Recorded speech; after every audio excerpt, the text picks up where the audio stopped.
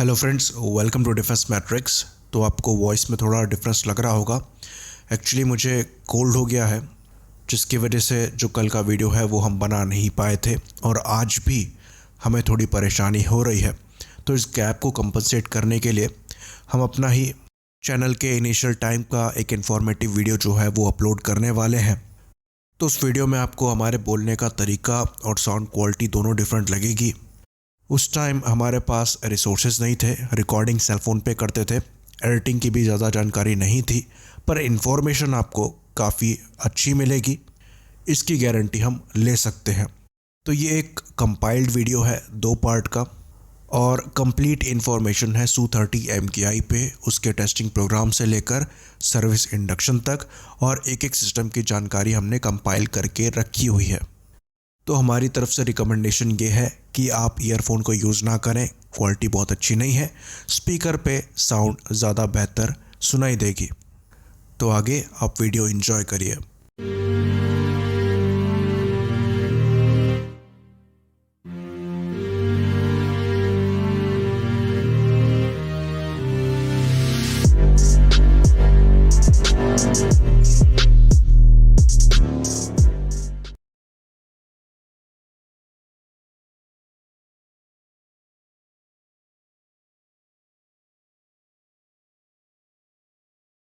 Hello friends, welcome to defence matrix.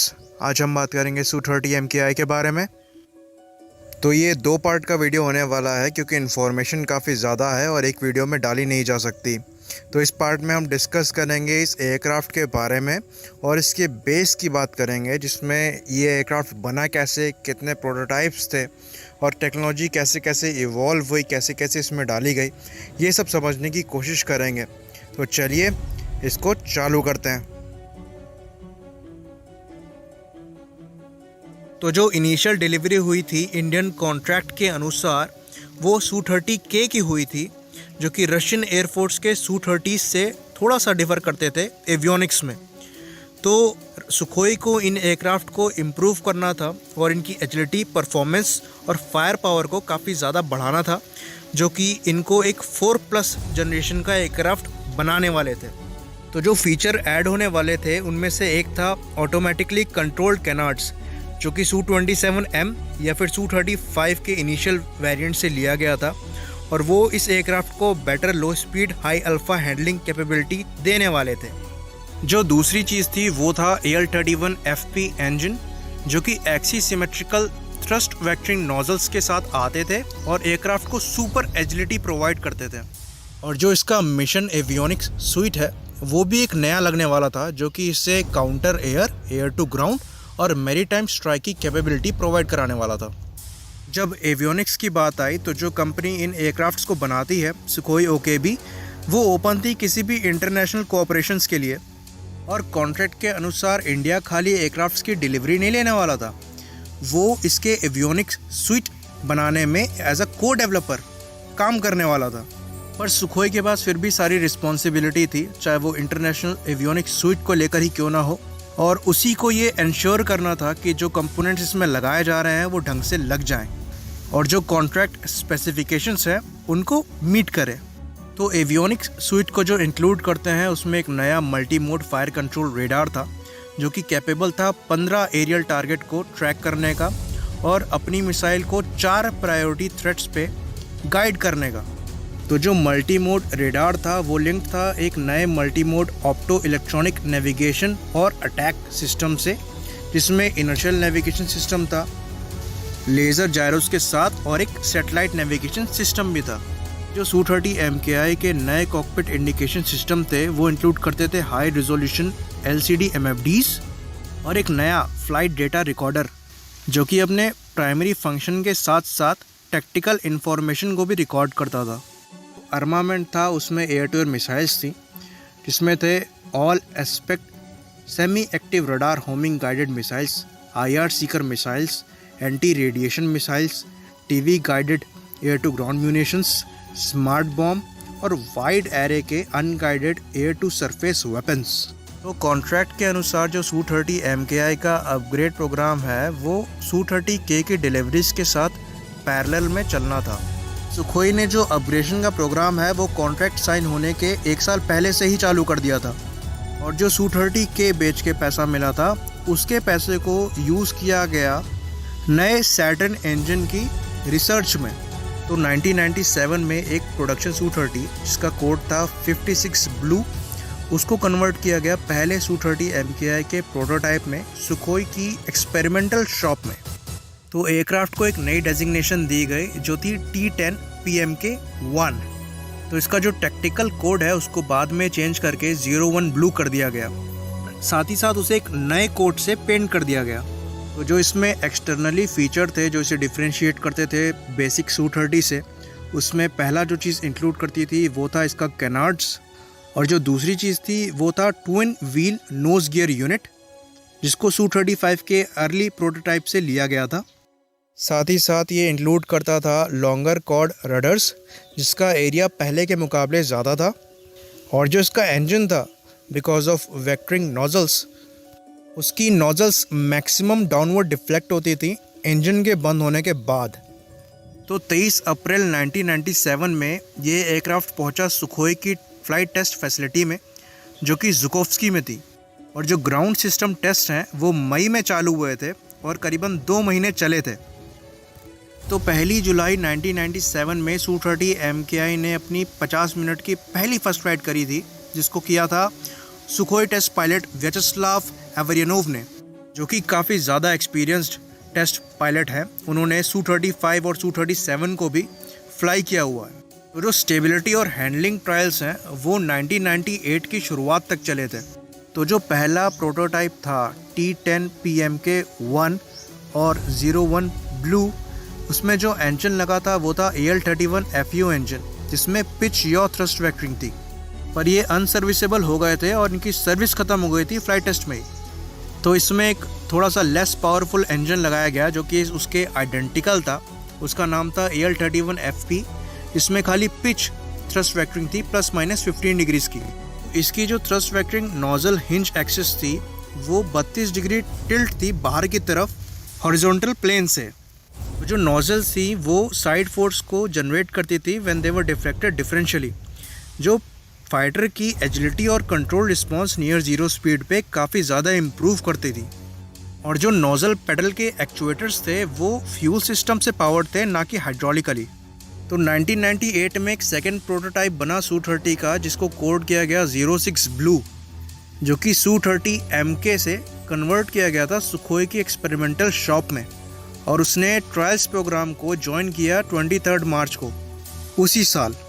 तो जो पहला प्रोटोटाइप था उसमें twin wheel nose gear unit थी और इसमें single wheel nose gear unit थी। तो दोनों में ये डिफरेंस था।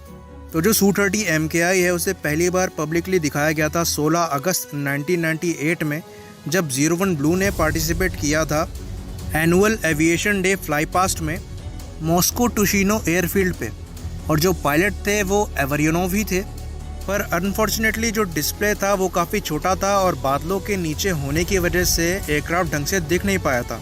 तो नवंबर 1998 में इस एयरक्राफ्ट का इंटरनेशनल डेब्यू हुआ और ये एरो इंडिया 98 एयर शो में दिखाया गया यलहंका एयरबेस बेंगलोर में। तो जून 99 में ये जो पहला प्रोटोटाइप है T10 PMK-1 वो पेरिस एयर शो में आया 43rd पेरिस एयर शो में पार्ट लेने के लिए। और उस समय तक जो 2 प्रोटोटाइप थे उन्होंने 140 फ्लाइट्स कर ली थी मिला के, जो मेनली इंक्लूड करती थी एरोडायनेमिक्स और thrust vectoring control test programs.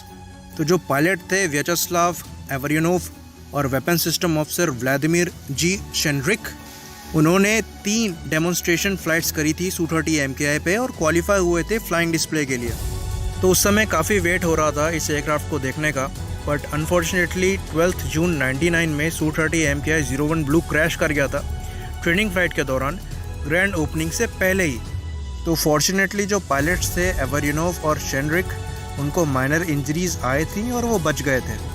तो इस एयरक्राफ्ट के क्रैश की जो रिपोर्ट है उसको कभी पब्लिश नहीं किया गया, क्योंकि एविएशन एक्सपर्ट्स का मानना था ये एयरक्राफ्ट की मिस्टेक नहीं थी, ये पायलट एरर की वजह से एक्सीडेंट हुआ था। इस एक्सीडेंट की वजह से जो Su-30 MKI की डील थी उसमें कोई फ़र्क नहीं पड़ा था, और आगे चल के जो सेम पायलट थे व्याचेस्लाव एवरयोनोव, उन्होंने ही सेकेंड प्रोटोटाइप को मार्क्स 99 के एयर शो में उड़ाया था और उसको उस एयर शो का सबसे स्पेक्टेकुलर एयर डिस्प्ले कहा गया था। तो 1996 की डील के अनुसार जो Su-30 के ऑलरेडी सर्व कर रहे थे इंडियन एयरफोर्स को, उनको अपग्रेड करना था Su-30 MKI स्टैंडर्ड में 2 स्टेज में। पहली स्टेज में था कैनार्ड्स का लगाना और नए एवियोनिक्स को लगाना, साथ ही साथ ट्विन व्हील नोज गियर को इंस्टॉल करना, और सेकेंड स्टेज में AL-31FP थ्रस्ट वेक्टरिंग इंजन्स को लगाना, जो कि ओरिजिनल डील से डिफरेंट थे, जो कि AL-31FU थे, थोड़े से ज़्यादा पावरफुल थे और पिच और यॉ थ्रस्ट वेक्टरिंग के साथ आते थे। जो प्रोडक्शन स्टैंडर्ड Su-30 MKI थे उनको डिज़ाइन किया गया था रशियन वेपन कंट्रोल सिस्टम के अराउंड, जो इंक्लूड करते थे NIIP-NO11ME multi mode faced array radar और साथ ही साथ OLS-30 infrared search and track laser range unit, जो कि स्पेशली Su-30 MKI के लिए बनाई गई थी। तो जो OLS-30 है वो रिफाइंड डेराइवेटिव था स्टैंडर्ड फ्लैंकर OLS-27 से और उसके नेवल वर्जन OLS-27K से, जो कि Su-27 का पार्ट था। इसमें 2 चैनल थे, इंफ्रारेड और लेज़र, और एबिलिटी थी ट्रैक करने की एरियल टारगेट्स को, सरफेस टारगेट को, और डिटरमाइन करने की उनके कोऑर्डिनेट्स और रेंज। और साथ ही साथ था इसमें वाइब्रेशन प्रोटेक्शन रिसीवर और self contained cryogenic cooling system और एक नया सॉफ्टवेयर। जो फील्ड ऑफ व्यू था वो 120 डिग्रीज था एज़ीमुथ में और +60 से -15 डिग्रीज था एलिवेशन में, और जो इसका वेट था वो 182 किलोग्राम्स का था। तो सितंबर 2000 में जब Su-30 MKI mission avionics sweet को फाइनलाइज कर दिया इंडियन एयरफोर्स ने, तो IAPO ने कंप्लीट किया पहला प्री प्रोडक्शन एयरक्राफ्ट जिसमें एवियोनिक्स सूट जो कि फाइनलाइज किए गए थे लगा दिए गए थे। इसको कोड नेम दिया गया 05 ब्लू का, और जो 05 ब्लू है 3 टोन ग्रे कैमोफ्लेज में आया था और उसकी पहली फ्लाइट हुई थी 26 नवंबर 2000 में, और पायलट वही थे व्याचेस्लाव एवरयोनोव। और जो सेकंड प्री प्रोडक्शन एग्जाम्पल था 04 ब्लू, उसने टेस्ट प्रोग्राम को ज्वाइन किया 15 फरवरी 2001 में, और उसी साल अप्रैल में थर्ड प्रोटोटाइप आया 02 ब्लू। और जो आगे के एग्जाम्पल थे कोड नेम 03 ब्लू, उसको रखा गया स्टैटिक टेस्टिंग के लिए। और दूसरा जो प्रोटोटाइप था उसके बाद आया Su-30 MKI का कोडेड 07 ब्लू, उसने क्रैश्ड फर्स्ट प्रोटोटाइप को रिप्लेस किया था। तो जो प्रोग्राम का कंक्लूडिंग पार्ट था वो इन्वॉल्व करता था सेकेंड प्रोटोटाइप, जो कि 2 टोन ब्लू कैमोफ्लेज में आते थे, और 4 प्री प्रोडक्शन प्रोटोटाइप्स जो कि 3 टोन ग्रे कैमोफ्लेज में आते थे। और साथ ही साथ जो फाइनल प्रोडक्शन Su-35 और Su-30 MK प्रोटोटाइप्स थे वो सर्व करते थे एवियोनिक्स टेस्ट बेड्स की तरह, जो Su-30 MKI के रडार को वेरीफाई करने के लिए यूज़ किए जाते थे, और साथ ही साथ कुछ और एवियोनिक्स सिस्टम को भी। और Su-30 MKI का 05 ब्लू प्रोटोटाइप था, उसने डेमोन्स्ट्रेट किया था अपनी कैपेबिलिटीज़ को एरो इंडिया 2001 के एयर शो में। पायलट सेम थे व्याचेस्लाव एवरयोनोव, और जो स्पेक्टेटर्स थे वो काफ़ी ज़्यादा इम्प्रेस हो गए थे इसकी परफॉर्मेंस को देखकर। तो उस समय जो चीफ थे इंडियन एयरफोर्स के, air chief marshal Anil Y Tipnis, उन्होंने Su-30 MKI की सवारी करी, और पायलट थे एवरयोनोव और ये पीछे बैठे थे। तो वो काफ़ी ज़्यादा इम्प्रेस हो गए थे इस एयरक्राफ्ट की परफॉर्मेंस को देखकर, और जब उनके हाथ में कंट्रोल था तो उन्होंने 7 Gs तक मनूवर पुल किए थे। बाद में जब उनसे पूछा गया तो उन्होंने कहा था मैंने ऐसी मशीन आज तक नहीं देखी। तो ये काफ़ी था बताने के लिए कि उनको इस मशीन ने कितना ज़्यादा इम्प्रेस किया था। तो मार्च 1998 में इंडियन मिनिस्ट्री ऑफ डिफेंस ने अप्रूव किए थे Su-30 MKI के डेफिनेटिव एवियोनिक्स फिट, जो इंक्लूड करते थे वेपन कंट्रोल सिस्टम जो कि रशियन कंपोनेंट्स पे बेस्ड था, NIIP-NO11ME bars faced array radar पे, जो कंबाइन करता था मैकेनिकल और इलेक्ट्रॉनिक बीम स्कैनिंग को, साथ ही साथ OLS-30I opto electronic targeting system भी लगा था, और सूरा के हेलमेट माउंटेड साइट। और साथ ही साथ जो थर्ड कंट्री के इसमें सिस्टम लगे थे वो इंक्लूड करते थे डेटा प्रेजेंटेशन सिस्टम, जो कि फ्रेंच कंपनी थॉमसन सप्लाई करती थी, जिसमें थे VEH-3000 head-up display, 6 5x5 MFD55 colour LCD displace, और एक 6x6 MFD66 colour LCD rear cockpit के लिए। नेविगेशन के लिए साफरान का सिग्मा 95N यूज़ होता था और डेटा प्रोसेसिंग सिस्टम के लिए इसमें एक डिजिटल प्रोसेसर लगा था जो कि इंडिया की DRDO ने बनाया था। जो इलेक्ट्रॉनिक काउंटर मेजर सिस्टम था वो इजरायली एयरक्राफ्ट इंडस्ट्री ने बनाया था और वो बना था ELM 8222 एक्टिव जैमर के ऊपर। और जो दूसरा इजरायली पार्ट इसमें लगा था वो था राफेल का lightning opto electronic target navigation system pod, जो कि day night all weather use enable करता था एयर टू सरफेस मिसाइल के लिए।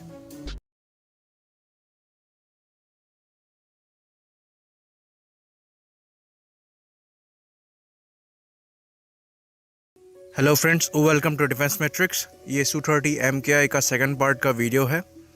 तो इस वीडियो में हम टेक्निकल पार्ट को ज़्यादा कवर करेंगे और जो इंडियन एयरफोर्स में इसकी सर्विस है, जो इंडक्शन प्रोसेस था, उसको जस्ट मेंशन करेंगे, बहुत डीप में डिस्कस नहीं करेंगे, वरना ये 3 पार्ट का वीडियो हो जाएगा और काफ़ी ज़्यादा बड़ा हो जाएगा, जो मैं नहीं चाहता। तो 30 नवंबर 1996 में इंडिया और रशिया ने डील साइन करी थी US $1.8 बिलियन की 40 Su-30 2 seat multi role fighters की।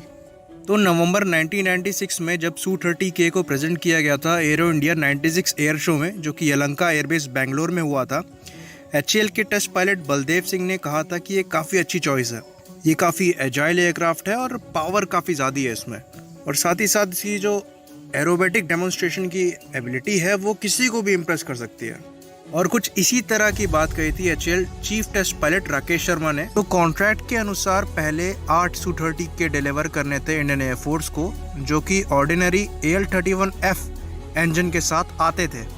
इसमें कोई कनार्ड्स नहीं थे और जो इसके एवियोनिक्स थे वो स्टैंडर्ड रशियंस थे। तो आगे के जो Su-30 डिलीवर होने थे वो MKI स्टैंडर्ड के होने वाले थे, जिसमें AL-31FP थ्रस्ट वेक्टरिंग इंजन लगने वाला था, कैनार्ड्स लगने वाले थे और जो फ्लाई बाय वायर सिस्टम है उसको मॉडिफाई किया जाने वाला था। साथ ही साथ कई एवियोनिक्स वेस्टर्न और इंडियन ओरिजिन के लगने वाले थे। साथ ही साथ जो इनिशियल Su-30K थे उनको भी अपग्रेड करना था Su-30 MKI स्टैंडर्ड पे। तो जो इनिशियल Su-30K की डिलीवरी हुई थी वो हुई थी 19 मार्च, 26 मार्च, 9 अप्रैल, 15 अप्रैल 1997 में।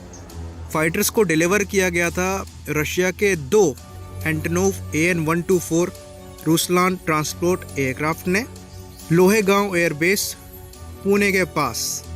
यहाँ पर इन एयरक्राफ्ट को दोबारा रीअसेंबल किया गया और दोबारा उड़ाया गया IAPO के पर्सनल्स द्वारा। ये IAF के पर्सनल्स नहीं थे, ये रशियंस थे। और उसी साल जनवरी से अप्रैल के बीच में IAF के फ्लाइट और ग्राउंड क्रूज की कन्वर्जन ट्रेनिंग हुई Su-30 पे Sukhoi OKB flight test facility में, जो कि जुकोव्स्की में थी। और ये सब हुआ था OKB test pilot Victor Pugachev के सुपरविजन में। तो विक्टर पुगाचेव एक रशियन हीरो टेस्ट पायलट हैं जो कि फेमस है अपने पुगाचेव कोबरा मनोवर के लिए। तो 11 जून 1997 में पहले 8 Su-30K SB001 से लेकर SB008 तक ऑफिशियली हैंड ओवर किए गए नंबर 24 स्क्वाड्रन हॉक्स को, जो कि नंबर 2 विंग के अंडर में आता था, जो साउथ वेस्टर्न एयर कमांड को रिपोर्ट करता था, जिसका हेडक्वार्टर जोधपुर में। Su-30 MKI की जो डिलीवरी है वो थोड़ी सी लेट हो गई थी, तो IAF ने 10 और Su-30K का ऑर्डर दे दिया as a stop gap measure. तो जो टोटल ऑर्डर था वो 50 का पहुंच गया, जिसमें 10 Su-30K शामिल थे जिनकी डिलीवरी 99 में हो गई थी और कॉन्ट्रैक्ट साइन हुआ था 98 में। तो जो पहले Su-30 MKIs थे इंडियन स्पेसिफिकेशंस के साथ, वो पुणे पहुंचे रशिया के AN-124 ट्रांसपोर्ट एयरक्राफ्ट के थ्रू जुलाई और अगस्त के बीच में 2002 में। तो 27 सितंबर 2002 में पहले 10 Su-30 MKIs starting from SB019 to SB028 deliver किए गए नंबर 20 स्क्वाड्रन लाइटनिंग्स को, जो कि नंबर 2 विंग के अंडर में आता था और बेस्ड था पुणे में। तो ये पिक्चर है पहले Su-30 MKIs की, जो कि लोहेगांव एयरबेस में खड़े हैं, आप इनको देख सकते हैं। तो 28 दिसंबर 2004 को कॉन्ट्रैक्ट को और बढ़ाया गया और HAL को लाइसेंस मैन्युफैक्चरिंग के राइट दिए गए 140 Su-30 MKI को बनाने के अप टू 2017। तो कॉन्ट्रैक्ट की जो वैल्यू थी वो थी $3.3 बिलियन की और इसमें राइट्स दिए गए थे AL-31 FP इंजन को बनाने के और Su-30 MKI के एवियोनिक्स और इक्विपमेंट बनाने के। तो अब यहाँ से हम बात करेंगे एवियोनिक्स की। तो Su-30 MKI का जो रेडार है उसका नाम है NO11M बार्स। तो ये बार्स फैमिली का सेकेंड रेडार है। पहला जो रेडार है वो NO11 है जो कि Su-27 में यूज़ होता है। बाकी ये जो रेडार है वो यूज़ करता है electronically scanned slotted planar antenna जो कि MiG-31 के ज़ैसलोन रेडार के एक्सपीरियंस से बना है। बाकी अगर किसी को स्लॉटेड प्लानर एंटीना समझ में ना आ रहा हो तो आप या तो गूगल कर लें या तो यूट्यूब पे कोई और वीडियो देख लें या तो कमेंट सेक्शन में लिख दीजिए, मैं दूसरा वीडियो बना दूंगा, क्योंकि अगर मैं ये चीज़ समझाने लग गया तो पूरा डिस्कशन खाली रेडार पे रह जाएगा। तो परफॉर्मेंस को इंक्रीज़ करने के लिए एंटीना को डिज़ाइन किया गया है multi channel passive electronically scanned array पे। तो जो बेसिकली मैकेनिकल रेडार होते थे वो कैसे वर्क करते थे कि उनका जो एंटीना हेड होता था वो right left up down move करता था और EM वेव्स को ट्रांसमिट करते थे और रिसीव करते थे जब वो किसी एनिमी ऑब्जेक्ट से टकराकर वापस आती थी। वहीं पर जो passive electronically scanned array based radar हैं, इनकी जो EM वेव्स होती हैं या फिर इलेक्ट्रोमैग्नेटिक वेव्स होती हैं वो इलेक्ट्रॉनिकली स्टीयर्ड होती हैं। तो इसमें जो रेडार हेड है उसको मूव करने की ज़रूरत नहीं है, similar to AESA। But AESA से अंतर ये होता है कि AESA में मल्टीपल रेडार एलिमेंट्स के लिए ट्रांसमिट और रिसीव मॉड्यूल्स होते हैं, वेयरएज जो passive electronically scanned array based radar है इसमें मल्टीपल एंटीना एलिमेंट्स के लिए सिंगल ट्रांसमीटर होता है। क्योंकि Bars radar multi channel PESA है तो ये completely passive electronically scanned array based radar नहीं है, ये passive electronically scanned array based radar और active electronically scanned array based radar के बीच की चीज़ है। तो सिंपली आप इसे PESA का AESA में ट्रांजिशन कह सकते हो। तो ये X बैंड का रेडार है और इसमें L बैंड का आइडेंटिफिकेशन ऑफ फ्रेंड और फो ट्रांसपॉन्डर लगा हुआ है जो टोटल वेट करते हैं 100 kgs का। डायामीटर है 960 मिलीमीटर्स। रडार की पीक पावर आउटपुट है 4 से 5 किलोवाट की और ये कैपेबल है अपनी बीम्स को पोजीशन करने का 400 माइक्रोसेकंड्स में, जो कि मैकेनिकली स्कैंड रेडार से बहुत बड़ा एडवांटेज है। तो ये बार्स रेडार अपनी एक पोजीशन पे फिक्स रह सकता है और दे सकता है ±70 डिग्रीज का स्कैनिंग एरिया एजिमथ में और ±45 डिग्रीज का एलिवेशन में।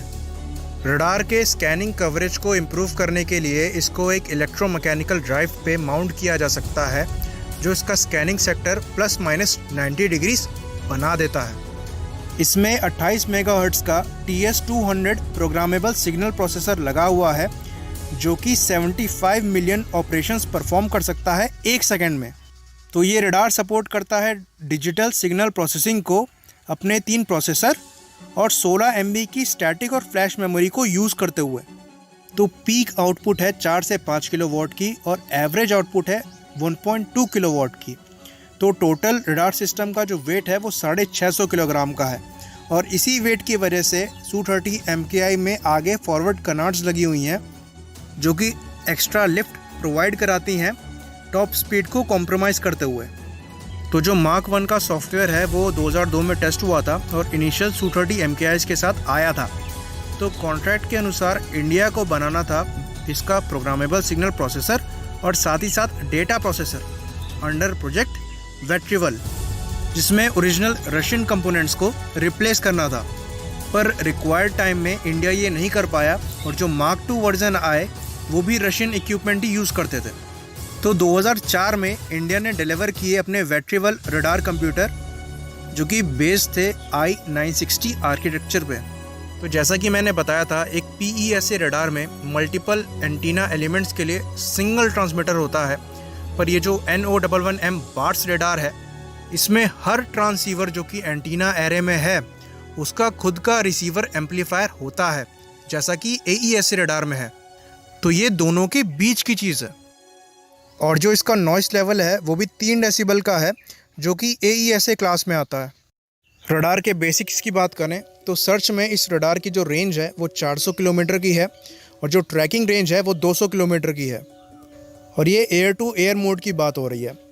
जो डिटेक्शन रेंज है फाइटर टाइप की जैसे कि MiG-29 हो गए वो करीबन 140 किलोमीटर की है और परस्यूट मोड में ये करीबन 60 किलोमीटर की है। वहीं ये 15 एयर टारगेट को ट्रैक कर सकता है एक बार में ट्रैक वाइज स्कैन मोड में, और 4 को एक ही बार में इंगेज कर सकता है। एयर टू सरफेस मोड की बात करें तो रेडार कैपेबल है डिटेक्शन का ग्राउंड और नेवल बेस्ड मूविंग टारगेट्स पे, और साथ ही साथ ही उनकी लोकेशन बता सकता है, और उन पे जो ट्रैक है वो मेंटेन कर सकता है 2 टारगेट्स पर एक ही बार में। ये रेडार कैपेबल है टैंक्स को 40 से 50 किलोमीटर की दूरी से पहचानने के लिए, और जो डिस्ट्रॉयर साइज़ के एनिमी टारगेट्स हैं उनको 80 से 120 किलोमीटर की दूरी से पता लगाने के लिए। साथ ही साथ इस रेडार में मल्टीपल मैपिंग मोड्स हैं, चाहे वो रियल बीम हो, डॉपलर बीम शार्पनिंग हो, या फिर सिंथेटिक अपर्चर रेडार हो, जो कि मैक्सिमम रिजोल्यूशन दे सकते हैं 10 मीटर का। तो यहाँ पर अगर कुछ समझ में ना आ रहा हो तो उसे कमेंट सेक्शन में मेंशन कर दीजिए, मैं उस पर सेपरेट वीडियो बनाने की कोशिश करूँगा, क्योंकि ये ऑब्वियस सी बात है कि इसमें सारी चीज़ समझ में नहीं आ रही होंगी, और ना ही मैं सारी चीज़ इस वीडियो में समझा सकता हूँ। तो अब कॉकपिट की बात करते हैं। तो कॉकपिट में जो हेडअप डिस्प्ले है वो इजरायली एल्बिट सिस्टम द्वारा बनाया गया SU967 हेडअप डिस्प्ले का एक वेरिएंट है, जो कि कंसिस्ट करता है by cubic face conjugated holographic display से।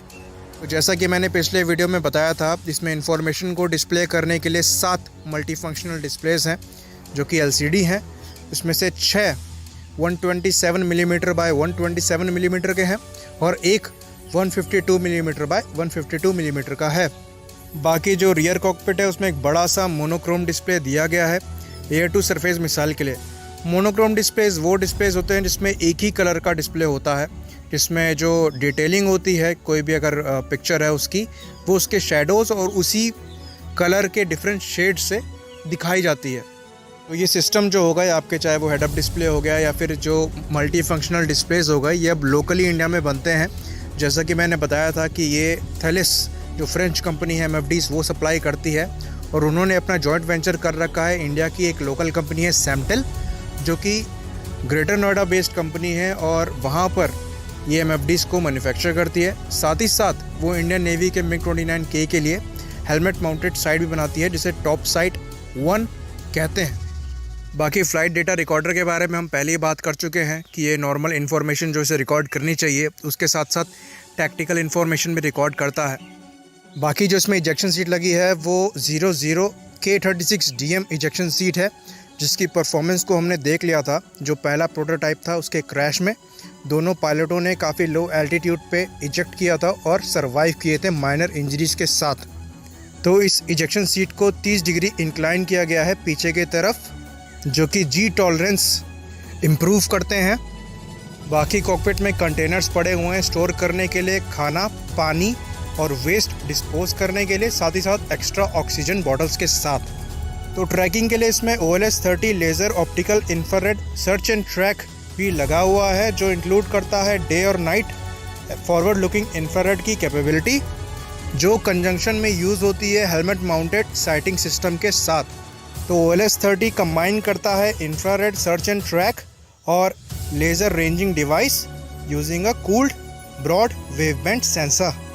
जो डिटेक्शन रेंज है वो 90 किलोमीटर्स की है, और जो लेज़र रेंजर की इफेक्टिव रेंज है वो 3.5 किलोमीटर्स की है। टारगेट डिस्प्ले होते हैं उसी LCD में जहां पर रेडार की इन्फॉर्मेशन जाती है। तो जो OLS की फंक्शनिंग है ये मैंने MiG-29 अपग्रेड के वीडियो में बताई थी, जिसमें मैंने आपको बताया था कि ये एज अ साइलेंट किलर काम करता है। आप अपने रेडार को ऑफ करके OLS के थ्रू एनिमी टारगेट को ट्रैक कर सकते हो और अपनी IR मिसाइल्स को गाइड कर सकते हो एनिमी टारगेट पे, और ये हेलमेट माउंटेड साइट के साथ आपका कनेक्टेड होता है। तो पायलट जहाँ भी देखता है OLS अपने आप मुड़ जाता है और इसकी रेंज एक्सटेंड हो जाती है बिकॉज ऑफ दिस। तो ये 2 चीज़ें, आपका जो मिसाइल का IR हेड हो गया और OLS हो गया, ये दोनों हेलमेट माउंटेड साइट के साथ लगे होते हैं, और क्लोज रेंज डॉग फाइट में काफ़ी ज़्यादा लीथल बना देते हैं इस एयरक्राफ्ट को। तो अगर आप OLS को यूज़ करते हुए एनिमी एयरक्राफ्ट को ट्रैक करते हो या फिर अपनी मिसाइल गाइड करते हो, तो जो एनिमी एयरक्राफ्ट का पायलट है उसको कोई भी ऐसा सिग्नल नहीं मिलता है कि वो ट्रैक हो रहा है, क्योंकि आप अपना रेडार यूज़ नहीं कर रहे हो और उसका रेडार वार्निंग रिसीवर कोई भी वार्निंग नहीं दे पाता है। तो जैसा कि मैंने पिछले वीडियो में बताया था कि OLS-30 का जो एजिमथ में ट्रैकिंग एरिया है वो 120 डिग्रीज़ है। तो ये रेडार से ज़्यादा ऑफ बोर्ड लॉन्चेस इनेबल करता है IR मिसाइल्स के लिए। पर जो Su-30 MKI है उसमें सूरा के हेलमेट माउंटेड साइट लगी आती है, तो इसकी कोई रिक्वायरमेंट नहीं है, आप मिसाइल की पूरी ऑफ बोर कैपेबिलिटी यूज़ कर सकते हैं। तो जो OLS-30 है वो इस तरीके से एयरक्राफ्ट की टारगेटिंग को और उसकी एबिलिटी को इंक्रीज़ करता है। पहला, वो उसका स्टेल्थ फीचर बढ़ाता है, जिसमें एयरक्राफ्ट बिना अपने रडार को यूज़ किए हुए एनिमी एयरक्राफ्ट को ट्रैक और अपनी मिसाइल को गाइड कर सकता है। दूसरा, ये जो टारगेट डेटा होता है रेगुलरली रडार को फीड करता रहता है। तीसरी, इसकी एक्यूरेसी 50% ज़्यादा होती है डॉग फाइट के समय में, क्योंकि ये लेज़र रेंज फाइंडर को यूज़ करता है। चौथी है कि इसकी किल प्रोबेबिलिटी ज़्यादा होती है, क्योंकि रडार और opto electronic sighting system as a backup इसमें यूज़ होते हैं और एक दूसरे को कॉम्प्लीमेंट करते हैं। तो जो OLS-30 है वो look down shoot down capability को इंक्रीज़ करता है, क्योंकि ये टारगेट को डिटेक्ट कर सकता है, चाहे वो फ्लैट या माउंटेनस टेरेन में हो, चाहे पानी में हो या बादलों के बीच में हो, चाहे दिन में हो चाहे रात में हो। तो और एवियोनिक्स की बात करें तो पहला जो इसमें टारगेटिंग पॉड लगा है वो इजराइल का लाइटनिंग टारगेटिंग पॉड लगा हुआ है, जो काफ़ी फेमस और काफ़ी एडवांस टारगेटिंग पॉड है।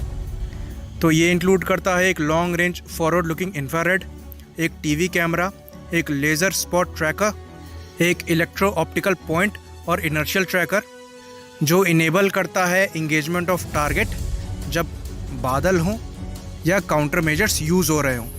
बाकी नेविगेशन के लिए इसमें फ्रेंच साफ्रान का सेगम सिग्मा 95N लगा हुआ है, जो कि GPS को यूज़ करता है, और साथ ही साथ इनर्शियल नेविगेशन सिस्टम यूज़ करता है, जो कि रिंग लेज़र जायरोस्कोप पे बेस्ड है। बाकी रडार वार्निंग रिसीवर की बात करें तो इसमें DRDO डेवलप्ड तरंग लगा हुआ है। और अगर इलेक्ट्रॉनिक वॉरफेयर पॉड की बात करें तो इसमें इजराइल का ELM 8222 सेल्फ प्रोटेक्शन जैमर लगा हुआ है, जो कि काफ़ी प्रूवन जैमर है और वर्ल्ड के बेस्ट में आता है। बाकी इंजन की बात मैं पिछले वीडियो में कर ही चुका हूँ। इसमें AL-31 FP इंजन लगा हुआ है, जो कि पिच थ्रस्ट वेक्टरिंग के साथ आता है ±15 डिग्रीज़ की, और जो इसका मीन टाइम बिटवीन ओवरहॉल है वो 1000 घंटे का है, और जो पूरा लाइफ स्पैन है वो 3000 घंटे का है, जो कि देखा जाए तो पुअर है, बहुत अच्छा नहीं है। और जो इसका टाइटेनियम नोजल का मीन टाइम बिटवीन ओवरऑल है वो खाली 500 घंटे का है।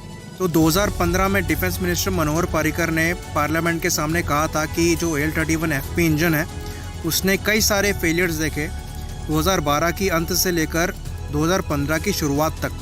Total 69 Su-30 MKI engine related failures हुए थे, और जो कॉमन कॉज था वो था bearing failures due to metal fatigue और साथ ही साथ लो ऑयल प्रेशर। तो इस प्रॉब्लम को सॉल्व करने के लिए कई सारे मॉडिफिकेशन किए गए, साथ ही साथ हायर क्वालिटी ऑयल को यूज़ किया गया, और जो बियरिंग्स थी उसकी फिटिंग को एडजस्ट किया गया। तो जैसा कि मैंने पिछले वीडियो में बताया था कि शुरुआत में जो इनिशियल वेरिएंट था पहला, वो यूज़ करता था AL-31 FU इंजन, जो कि ज़्यादा पावरफुल भी था और पिच या थ्रस्ट वेक्टरिंग के साथ आता था। वेराज जो आपका AL-31 FP इंजन है जो करंटली यूज़ हो रहा है, ये खाली पिच थ्रस्ट वेक्टरिंग के साथ आता है। दूसरी चीज़, इसकी जो पूरी सर्विस लाइफ है वो खाली 3000 घंटे की है, जो कि काफ़ी पुअर है। जहाँ तक रही बात आफ्टर बर्निंग थ्रस्ट की, तो वो 123 किलो न्यूटन्स का है, जो कि ठीक ठाक है इस एयरक्राफ्ट के साइज़ के हिसाब से, पर बहुत अच्छा नहीं है। तो इस एयरक्राफ्ट के साथ कुछ कंट्रोवर्सीज़ भी हैं। जो इसकी अवेलेबिलिटी है वो काफ़ी पुअर है इन कंपैरिजन टू जो आपके वेस्टर्न एयरक्राफ्ट्स हैं, चाहे वो रफ़ाल हो गए, इवन तेजस की अवेलेबिलिटी इसके कंपैरिजन में काफ़ी अच्छी है। तो ये कुछ कंट्रोवर्सीज़ हैं जिनको हम एक सेपरेट वीडियो में डिस्कस करेंगे, क्योंकि ये वीडियो काफ़ी ज़्यादा बड़ा हो चुका है और इसके लिए मैं आपसे माफ़ी चाहता हूँ। आई होप इन्फॉर्मेशन सफिशिएंट है इस वीडियो के लिए। अगर आपको अच्छा लगे लाइक करिए, सब्सक्राइब करिए और इवन शेयर भी कर दीजिएगा अगर आपको लगे शेयर करने लायक है। इसी बात पे ख़त्म करते हैं। जय हिंद।